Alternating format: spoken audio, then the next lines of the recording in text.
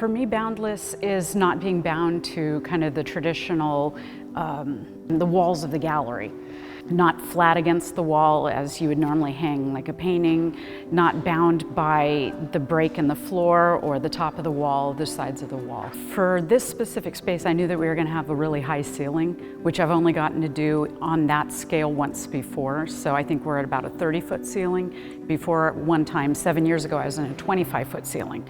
So that really opened it up to being able to use like the biggest ones that I had. So not even just bound to going up, but kind of over and bounding in people, bringing the ceiling down to them. Working on these different forms, these are actually doilies, they're vintage patterns, some of them are my patterns, and I've been making these for 10 years. So this is, you know, kind of like, there's a lifespan to the work because it is in yarn, it's cotton, and this also traces the trajectory of my life over the last 10 years, as these have been part of my kind of lived days making things like this. So I have all the materials, and then I know, okay, what are the confines of my space, or how big is the space, and then I choose, you know, an array of these that are going to fit. So this one, it was the bigger ones. I left home all the small stuff.